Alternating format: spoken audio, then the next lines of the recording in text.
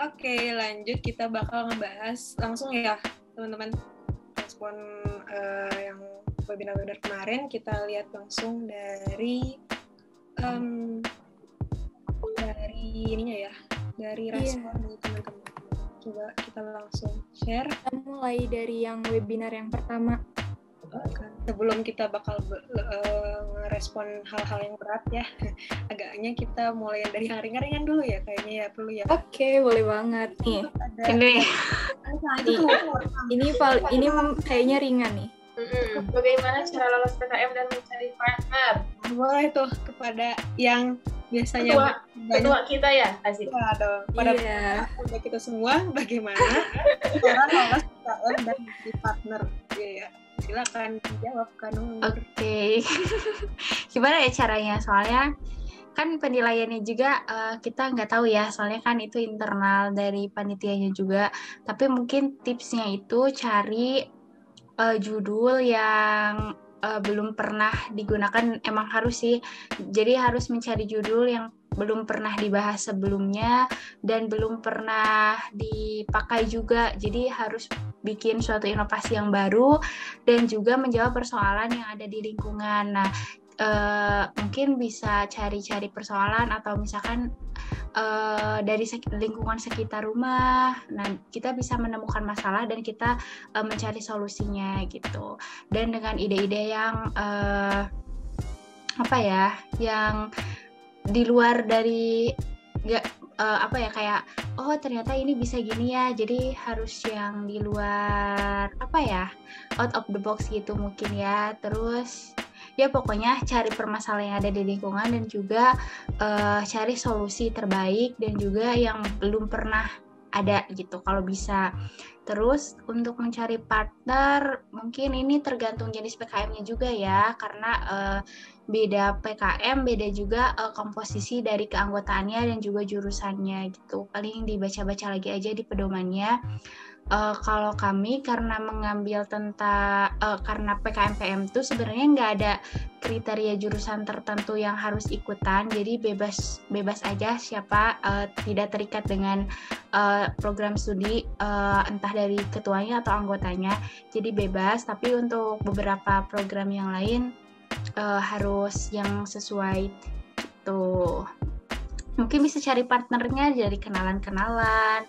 Pokoknya relasi itu pentingnya. Jadi ya cari partner tuh ya based on relasi. Mungkin seperti itu sih.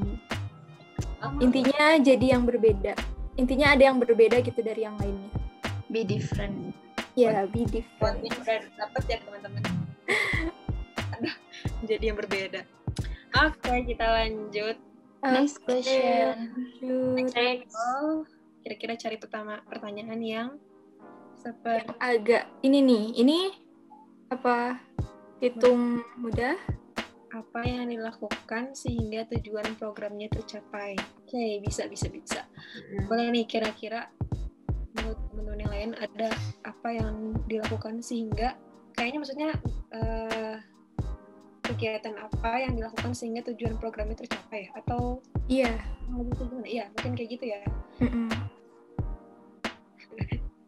Ya dengan segala jenis kegiatan yang telah kita lakukan.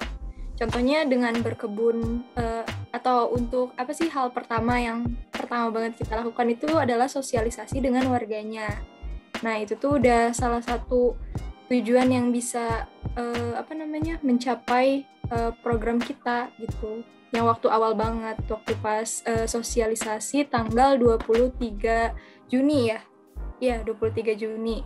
Nah, itu kan kita udah mulai berkebun bersama anak berkebutuhan khusus dan juga beberapa masyarakat. Salah satunya itu adalah ibu-ibu kader.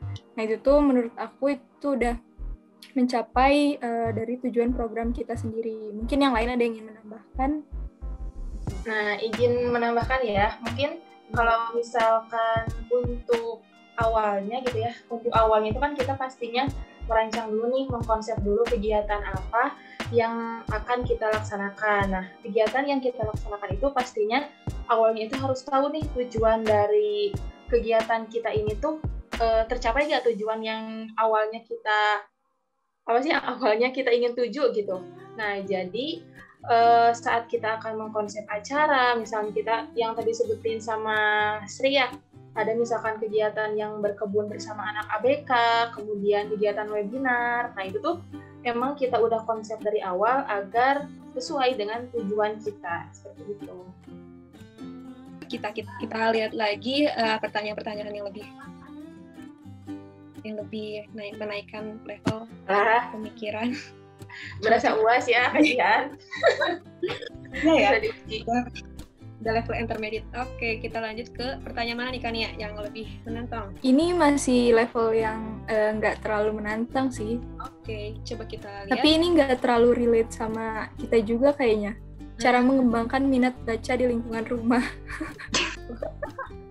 Apakah kalian sendiri, kalian di sini teman-teman apakah suka membaca? Coba. Ya, lumayan. Oke. Kalau Kak Pina suka nggak membaca kah di rumah? Dan nah ini nih problem aku sih, aku emang kurang minat baca ya. Nah kalau misalkan di sini kan mengembangkan minat baca gitu ya. Jadi kan kalau misalkan mengembangkan, otomatis sebelumnya udah suka membaca tapi masih jarang-jarang gitu kan, tapi pengen ditingkatkan gitu, dikembangkan. Nah mungkin kalau misalkan dari lingkungan rumah, alangkah baiknya gitu ya, apalagi buat teman-teman yang nantinya akan jadi orang tua gitu. Jadi saat pertumbuhan anak nih di usia 1-5 tahun, kita kan belum bisa baca, tapi nanti ada baiknya kita sebagai orang tua ataupun misalkan teman-teman yang lagi nonton channel kita bisa nih bacain kalau misalkan ada saudara atau misalkan adik yang rentang usianya itu 1-5 tahun belum bisa baca, tapi sebelum tidur kita bacain aja buku cerita gitu.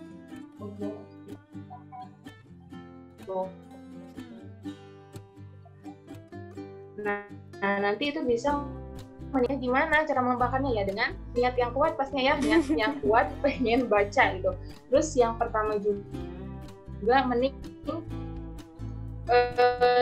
dahulukan passion dan kita memang ingin menyelesaikan bacaan itu gitu kan. Jarang ya kalau misalkan buku pelajaran pengen dibaca sampai akhir, jarang banget gitu, paling novel pastinya gitu-gitu. Nah paling dengan diterbiasakan terlebih dahulu dengan membaca buku-buku yang kita minati, seperti itu kan. Ya sih lebih ke pembiasaan ya. Kalau udah pengen tahap pengembangan, berarti teman-teman udah mulai aware nih kenapa harus baca dan segala macam. Berarti tinggal cara biar meningkatkan bacanya itu seperti apa gitu ya, teman-teman mulai sukai apa yang mungkin dari aku ya, salah satu cara utama biar bisa membaca gitu dan ada rasa ingin membaca itu dipaksakan. Karena kalau gak dipaksain tuh pasti susah banget, dan emang bener niat. Nah setelah niat itu dipaksain, coba aja baca 5 halaman. Nah setelah 5 halaman itu nanti tuh bakal terbiasa, bakal baca, tiba-tiba gak kerasa aja satu buku udah selesai. Nah nanti bisa terus menerus gitu, bisa membaca materi-materi yang lain, bahkan atau misalnya bisa membaca jurnal yang berbahasa Inggris gitu kan ya, gak ada yang tahu. Iya benar. Intinya mulai dulu aja.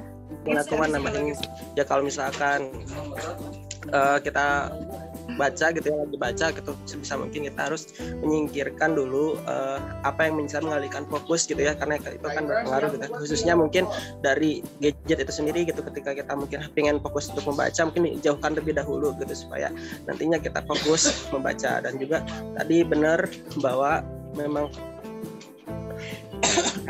membaca itu memang harus dimulai dari yang harus sukai gitu ya, terutama untuk usia kita mungkin yang udah dewasa gitu, itu kayak gitu. Terus juga mungkin untuk anak-anak kan di lingkungan sekitar mungkin akan lebih efektif gitu ya kalau misalkan kita meningkatkan minat baca anak-anak dulu ya. Itu kita dengan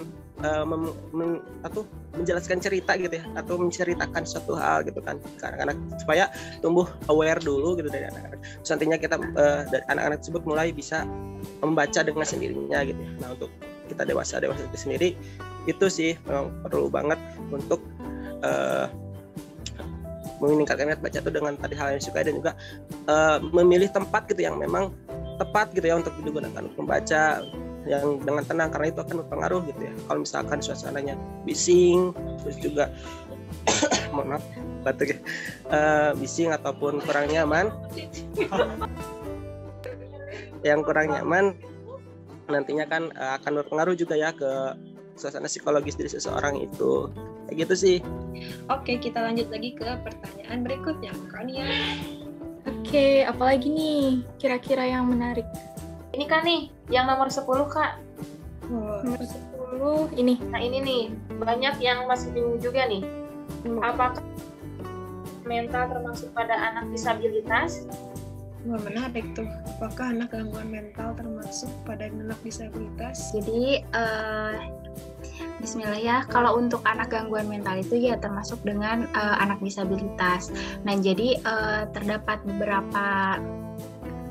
beberapa jenis ya disabilitas itu. Nah coba kita lihat ya di Green Inclusive itu pernah itu juga dijelaskan dalam feed-nya tentang, kita langsung dari sumbernya aja ya biar nih. Nah mana ya? Oke, kita lihat bahan teman. Sebenarnya ada banyak. Sebenarnya disabilitas itu banyak. Iya, disabilitas itu banyak. banyak. Nah, jadi kan biasanya kalau untuk di sekolah sendiri biasanya tuh ada kalau di sekolah segregasi ada jenis ketunaan tuh ada 5 biasanya, terus tambah yang ganda 1. Nah tapi kalau jadi yang gangguan mental ini mungkin bisa masuknya ke C atau ke E ya Kak. Kalau C dan E itu apa maksudnya? Nah kalau C itu jadi kan ada A itu tunanetra, nah terus B itu tunarungu atau yang tidak bisa mendengar. Kalau tunanetra yang tidak bisa melihat, terus C itu tunagrahita, itu hambatan kecerdasan. Sementara D itu tunadaksa, yaitu hambatan fisik dan juga motorik. Dan untuk E itu hambatan dengan perilaku dan emosi kalau nggak salah ya. Mungkin nanti bisa kalau ada kekeliruan bisa ditambahkan. Terus kalau G itu ganda. Nah terus selain itu juga ada anak autis, terus ada anak yang berkesulitan belajar, entah itu dalam spesifiknya ada yang berkesulitan belajar menulis, berhitung dan sebagainya. Nah biasanya kalau gangguan mental itu ya termasuk ke, kalau dulu tuh biasanya ke C ya Kak?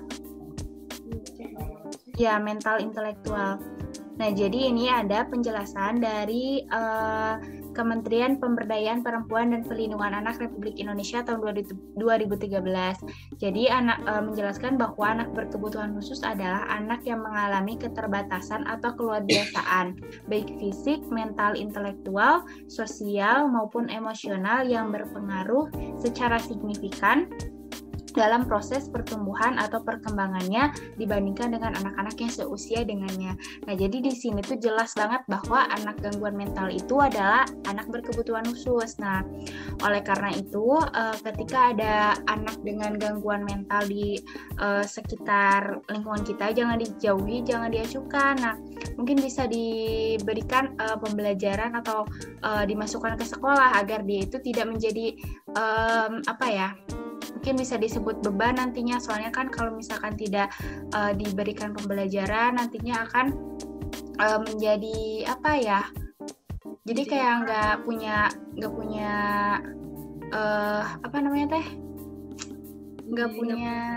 sosialisasi dan jadi bumerang ke kita gitu.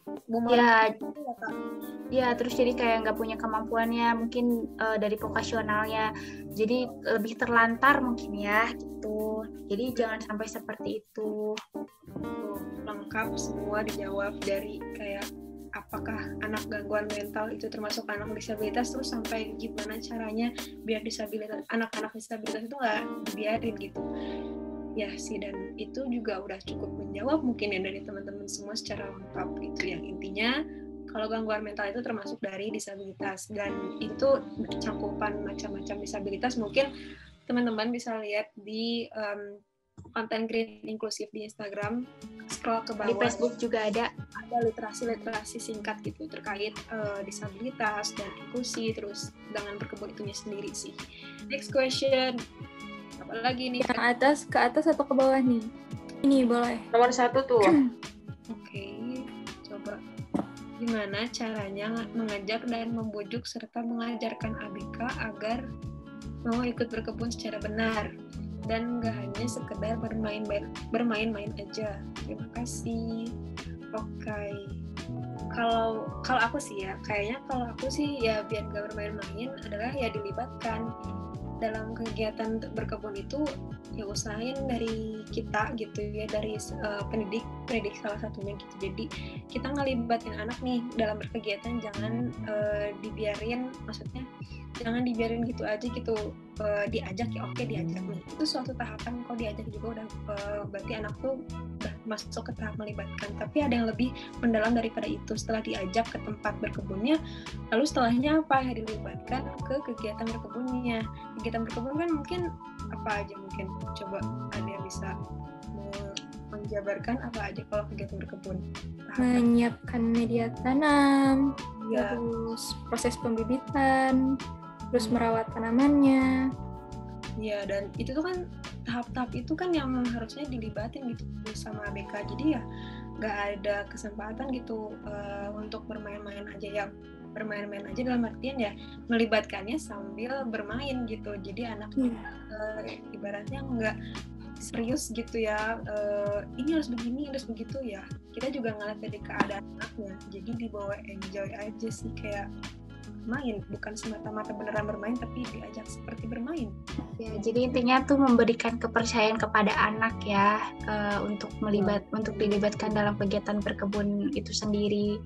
Dan ia ciptakan lingkungan yang menyenangkan juga ya dalam berkebun, karena kan kalau anak-anaknya harus dibuat menyenangkan juga gitu. Kalau misalkan terlalu strict nih, kayak terlalu kaku, nah nanti anaknya tuh bosen dan gak mau ikutan lagi gitu. Nah, mungkin kita juga sebagai seorang gurunya gitu, kita juga harus sabar gitu ya, apalagi menghadapi teman-teman dari anak berkebutuhan khusus gitu. Yang pertama, kita harus menjelaskannya itu secara runtut gitu ya, mengenalkan semuanya gitu, mulai dari media tanam, misalkan ini tuh tanahnya, ini pupuk kandangnya, ini pupuk komposnya gitu, terus dijelaskan secara rinci. Jadi anak itu tahu akan maksud kegiatan yang dia lakukan gitu. Kemudian kita juga mengenalkan tanamannya, mengenalkan bagaimana cara menanamnya, kemudian bagaimana cara perawatannya gitu. Apalagi kan kalau misalkan kita nih mengajarkan dari saat tanaman itu kecil, itu ditanam sama dia dari tanaman itu kecil sampai tanaman itu bisa dipanen, otomatis akan menimbulkan rasa senang gitu. Jadi bisa juga meningkatkan minat untuk berkebun pada anak-anaknya. Seperti itu mungkin Kak. Betul banget, penjelasan yang runut dan jelas ya kalau aku bisa nambahin. Jadi biar anak tuh nggak bingung nanti cara melakukan kegiatan itu kayak apa aja gitu dalam tahap berkebun. Kalau di sini dilihatnya di seri 1 ini udah mulai pertanyaan yang mulai serius-serius ya kebanyakan. Iya, benar banget. Benar-benar. Saat webinar series pun partisipannya sangat antusias dibandingkan webinar yang sebelumnya gitu. Oke, kita mulai aja ya kali ya yang pertanyaan yang bisa kita jawab secara. Ini mungkin ya dari yang paling mudah. Oke. Nah, cara memulai berkebun. Wow, gimana cara memulai berkebun? Ada niat. Benar, Kesadaran ya. Lama lebih niat. Iya. Semuanya adalah berawal dari niat. Niat itu awalnya dari kesadaran ya? Ya, kesadaran, awareness.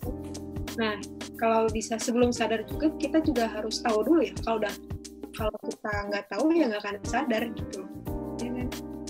Iya, benar banget. Jadi ya teman-teman, cara mulainya adalah tahu dulu kalau teman-teman tahunya adalah mengikuti webinar kritis. Setelah teman-teman tahu, teman-teman bisa sadar. Nah, akan pentingnya berkebun. Nah, setelah sadar baru teman-teman niat, oke, kayaknya aku harus mulai berkebun. Gitu. Betul. Mungkin bisa lihat rekaman-rekaman itu webinar series kemarin, atau ada sedikit singkat cara-cara mulai berkebun dari mana aja sih? Benar banget. Atau mungkin dengan ikutan webinar kita nih bisa menggerakkan niatnya menjadi lebih kuat untuk mulai berkebun. Langsung udah selesai webinar nih langsung mana tanaman mana media tanaman ini. Langsung kita mulai nanam kangkung. Kemarin juga ada yang dari pematerian dari Indonesia Berkebun ya yang bilang kalau misalkan berkebun itu 90%-nya itu kesabaran gitu ya. Betul. Sabar. Soalnya kalau misalkan kita nanam nih dari biji, gak bakal tiba-tiba langsung panen gitu. Itu butuh kesabaran. Proses, iya. Benar banget. Dan prosesnya nggak sebentar ya. Iya. Perlu perawatan. Gak hanya sehari 2 hari. Iya. Perlu keistiqomahan juga ya dalam berkebun tuh. Benar banget. Oke, next question. Apa manfaat berkebun bagi anak berkebutuhan khusus katanya? Nomor 8. Nah, manfaatnya apa nih? Nah, itu juga sebenarnya udah jadi topik bahasan ya di feed tentang literasi anak berkebutuhan khusus dan manfaat berkebun di Instagramnya Green Inclusive gitu. Jadi salah satunya adalah untuk meningkatkan kemampuan fisik dan motorik dari anak, lalu untuk meningkatkan kecerdasan naturalisme, dan juga banyak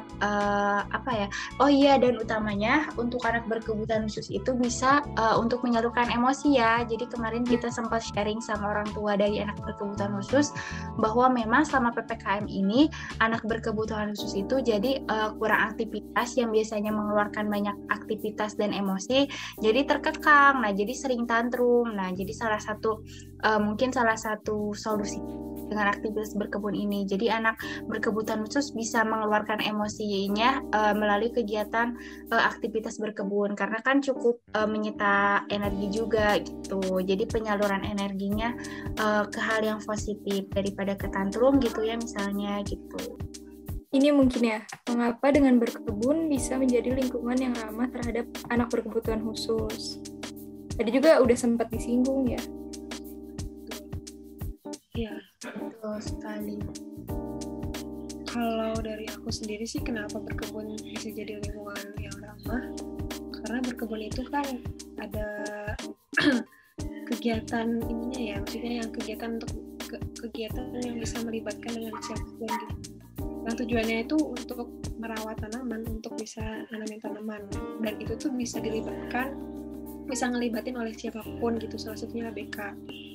Ya kalau itu sih kurang lebih dari aku sih. Jadi berkebun tuh bisa lebih ke kegiatan yang inklusi gitu ya, bisa diwadahin sama siapapun, dikerjain orang sama siapapun.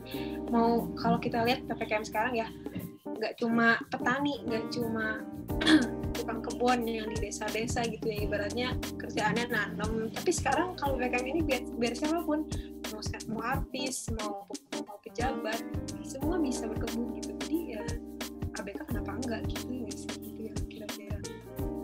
Benar banget. Ya betul. Jadi dengan berkebun itu anak berkebutuhan khusus misalkan berkebun tuh di rumah ya, yang awalnya si tetangganya misalkan dia yang ya apaan sih itu teh anaknya nggak, misalkan stigma negatifnya nggak guna atau apa, terus kayak jadi pengganggu lingkungan atau seperti apa. Nah ketika melihat si anak berkebutuhan khusus itu berkebun di lingkungannya, jadi menumbuhkan rasa ternyata mereka itu punya potensi juga gitu, punya kegiatan juga yang positif, dan jadi mereka itu tidak diremehkan. Nah tujuannya itu seperti itu salah satunya, jadi menciptakan lingkungan yang ramah. Jadi stigma negatif yang ada di masyarakat tentang anak berkebutuhan khusus itu bisa berubah dengan cara berkebun itu. Mungkin seperti itu juga gitu tambahannya. Mungkin kita lanjutkan aja kali ya ke respon atau kita lanjut mesti pertanyaan. Udah sih Kak, kayaknya cuma 19 dan kurang lebih juga udah sama ya, lebih ke teknis berkebunnya, dan itu udah dijawab semua di webinarnya ya. Iya. Lanjut masuk ke respon section.